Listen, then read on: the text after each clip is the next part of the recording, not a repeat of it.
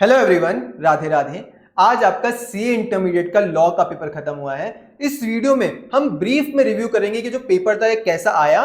उसके अलावा मैं आपको बताऊंगा कि आप लास्ट 1.5 डेज में टैक्सेशन के लिए क्या स्ट्रेटेजी फॉलो कर सकते हो। सबसे पहले सर, ये जो पेपर था, पेपर का जो पैटर्न था यानी जो सीक्वेंस ऑफ क्वेश्चंस थे, वो sequence of questions as it is जो आईसीएआई हमेशा से फॉलो करता हुआ है वही सेम था, जो कि मैंने आपको एबीसी एनालिसिस में बताया भी था कि फर्स्ट और सेकंड पार्ट किसी भी क्वेश्चन का आपको कंपनीज एक्ट या फिर एलएलपी से मिलेगा और थर्ड पार्ट आपको आईयूएस, जीसीए या फिर एफएमआर से मिलने वाला। वही आईसीएआई ने यहाँ पे फॉलो किया है। बट ये जो पेपर था बहुत टफ था, प्लस बहुत लेंदी था। सर टफ कैसे? क्योंकि मेजॉरिटी ऑफ द क्वेश्चंस नए क्वेश्चन बनाए यहाँ पे, और वो भी काफी ऐसी जगह से जो कि बहुत माइन्यूट प्रोविजंस थे। तो बहुत माइन्यूट प्रोविजन से भी आईसीएआई ने यहाँ पे क्वेश्चंस बनाए। अभी जैसे मैं आपको यहाँ पे दिखा रहा हूँ क्वेश्चन नंबर 1B। तो 1B जो कि चैप्टर 4 यानी शेयर कैपिटल एंड डिबेंचर का है, उसमें भी जो सब पार्ट्स थे उसमें एक सब पार्ट नया था और एक सब पार्ट कुछ सिमिलर था किसी क्वेश्चन से, क्वेश्चन नंबर 37 से इस चैप्टर के। तो यहाँ पे भी आईसीएआई ने किसी क्वेश्चन में भी काफी सारे सब पार्ट्स करे हैं। तो इसीलिए एक तो ये पेपर लेंदी भी हो गया प्लस टफ भी हो गया क्योंकि नए क्वेश्चंस थे। अभी मैं एक बार आपको दिखाता हूं, यहाँ पे जो लॉ का एमसीक्यू बुकलेट आया वही आपका 17 पेजेस का आया, और जो लॉ का आपका डिस्क्रिप्टिव बुकलेट था वो आया 15 पेजेस का। सर 32 पेजेस का आपके पास क्वेश्चन पेपर था। इसको केवल इस क्वेश्चन पेपर को पढ़ने के लिए अलग से 30-40 मिनट चाहिए।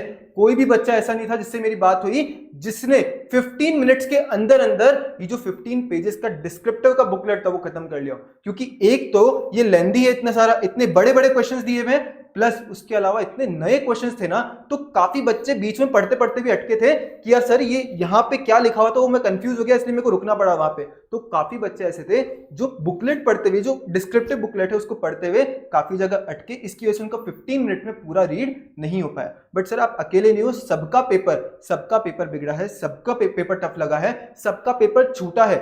कोई भी बच्चा ऐसा नहीं था जिससे मेरी बात हुई जिसने बोला कि सर मैं 100 मार्क्स का अटेम्प्ट कर गया हूं। सबका कुछ ना कुछ तो छूटा ही छूटा है। प्लस ये जो पेपर था बहुत टफ था और बहुत लेंदी था। मैं एक बार आपको बताता हूं कि ए कैटेगरी, बी कैटेगरी और सी कैटेगरी से कितने मार्क्स का पेपर आया। सो ए कैटेगरी से 63 मार्क्स का आया, बी कैटेगरी से 39 मार्क्स का और सी कैटेगरी से 12 मार्क्स का पेपर आया। अब सर इससे ज्यादा हम डिस्कस नहीं करेंगे कि जो 32 पेजेस का जो आपके पास पेपर आया है, क्वेश्चन पेपर आया है, ये फाइनल में भी बहुत रेयरली कभी कोई out of the box paper आता है ना, तब जाके 32 पेजेस का बुकलेट आता है, 32 पेजेस का क्वेश्चन पेपर आता है। तो इंटर में जो पेपर आया है लॉ का बहुत टफ आया है, बहुत लेंदी आया है। बट सर अभी आपको ये पेपर यहीं पे छोड़ना पड़ेगा। ये जो लॉ हो गया ये हो गया, अब इस पे आपको और टाइम नहीं डालना है। मैं आपको एक चीज बोलता हूं, आपने अगर लिखा है ना आपको मार्क्स मिल जाएंगे, आप पास हो जाओगे लॉ में, क्योंकि लॉ का जो पेपर अब चेक होगा, जो क्योंकि पेपर टफ बनाया गया तो चांसेस है कि आपको काफी ग्रेस मार्क्स मिलेंगे इसमें। अब अगर ग्रेस मार्क्स मिलेंगे तो मैं आपको ये बोल सकता हूं कि आप लॉ में तो पास हो जाओगे। बट अगर अभी आपने इस वीडियो के बाद में इस लॉ के पेपर को साइड में नहीं रखा तो उस केस में आपको टैक्स में जरूर से दिक्कत आएगी, क्योंकि टैक्स वैसे भी ऑलरेडी इतना वास्ट सब्जेक्ट है जो कि 1.5 डेज में हो नहीं पाता है।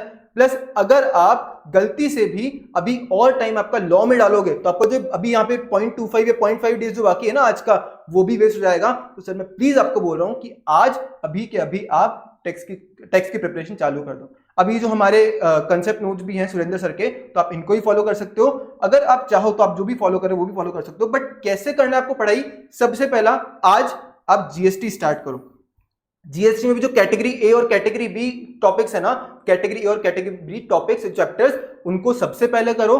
उसके बाद में आज में आप ये ट्राई करो कि जीएसटी आपका कैटेगरी ए और कैटेगरी बी खत्म हो जाए। उसके बाद में कल फर्स्ट स्लॉट, कल क्या आपके फर्स्ट, सेकंड और थर्ड स्लॉट, 3 स्लॉट्स बनाओ, 3 स्लॉट्स में पढ़ाई करो। और जैसे ही फर्स्ट स्लॉट हो जाए थोड़ा सा ब्रेक ले लिया, सेकंड स्लॉट के बाद थोड़ा सा ब्रेक ले लिया।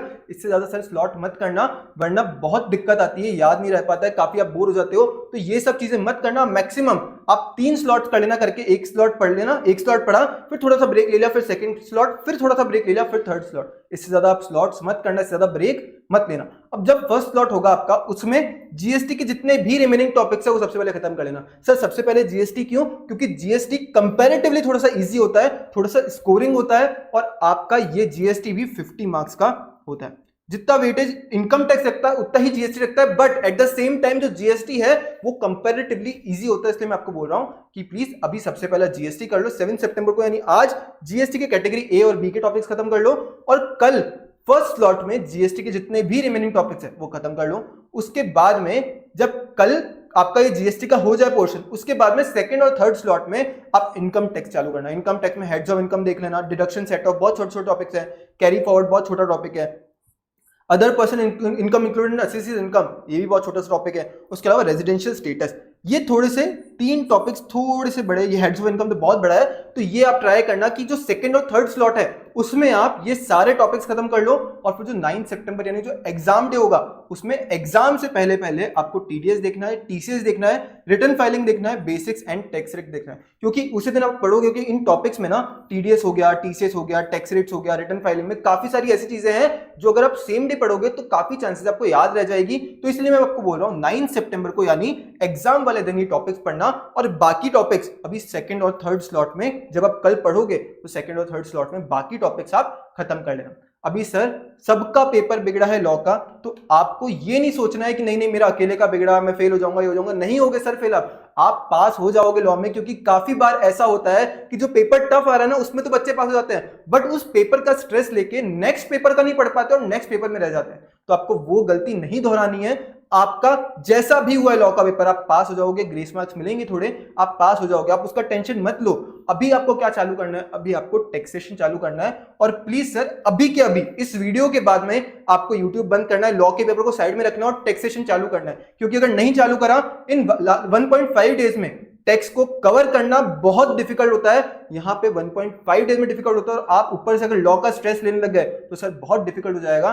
प्लीज मैं आपको वापस बोल रहा हूं कि आप लॉ को साइड में रखो और टैक्सेशन चालू करो। और अगर आपका अभी मन नहीं लग रहा है, लेट से पहले तो ट्राई करो, सेल्फ स्टडीज हो जाए, बट अगर मन नहीं लग रहा है तो उस केस में AIR1CA टेलीग्राम चैनल पे या फिर सुरेंद्र सर का जो टेलीग्राम चैनल है उस पे उन्होंने रिवीजन वीडियो का एक प्लेलिस्ट डाला है। अगर आपका खुद से पढ़ाई नहीं हो रहा है तो उस केस में आप वो रिवीजन वीडियोस भी देख सकते हो। सुरेंद्र सर ने जो उन सबका लिंक जो भी इंटर के लिए रेलेवेंट है उन सब रिवीजन वीडियोस का लिंक AIR1CA टेलीग्राम चैनल और प्लस सुरेंद्र सर का जो खुद का टेलीग्राम चैनल है उस पर डाल दिया है। तो अगर आपका खुद से पढ़ाई नहीं हो रहा तो प्लीज उस पर जाके देख लो, अगर हो रहा है तो प्लीज आप सेल्फ स्टडी कर लो।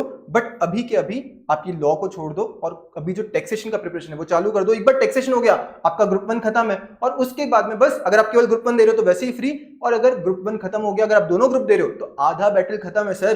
केवल और केवल 3 पेपर बचेंगे, उसके बाद में आपको जितना चेक करना है कि मेरा लॉ में कितना आ रहा है, कहां बिगड़ा, सब अपन साथ में डिस्कस करेंगे। मैं आपको सजेशन आंसर साथ में हम डिटेल में डिस्कस करेंगे एग्जाम के बाद में। बट सर अभी आप छोड़ दो, अभी केवल और केवल टैक्स पे फोकस करो। So thank you so much, Radhe Radhe, जय श्री कृष्णा। होपफुली अब आप टैक्सेशन स्टार्ट करोगे, आपका लॉ का पेपर जैसे भी हुआ है सब अच्छा हुआ है, पास इसमें हो जाओगे, गारंटी है पास हो जाओगे आप। ठीक है, thank you so much, Radhe Radhe, जय श्री कृष्णा।